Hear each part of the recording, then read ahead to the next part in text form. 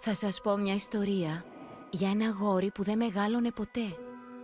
Για τον πειρατή που ήθελε να το πιάσει. Για το νησί όπου ζούσαν νεράιδες. Αυτή την ιστορία δεν την έχετε ξανακούσει. Γιατί κάποιες φορές στην αρχή οι φίλοι είναι εχθροί και οι εχθροί φίλοι.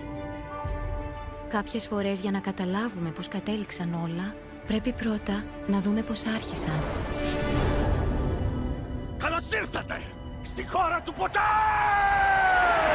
Από το σκηνοθέτη Τζο Ράιτ. Είσαι γενναίος, Πίτερ.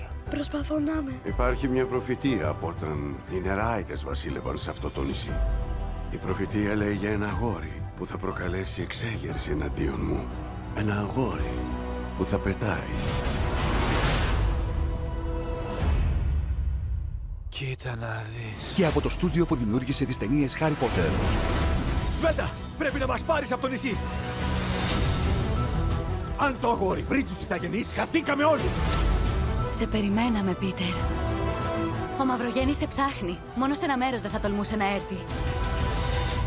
Ώστε οι πειρατές φοβούνται τη λίμνη με τις γοργόνες. Γιατί έχει κροκόδιλους.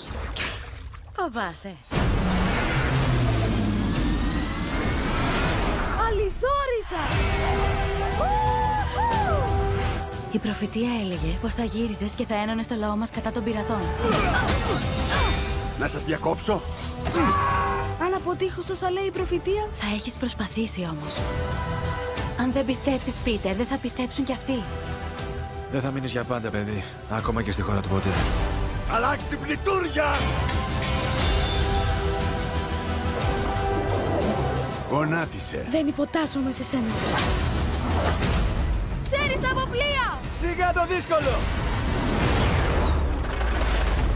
Τελικά δεν είναι και εύκολο! Προς όλο ταχώς!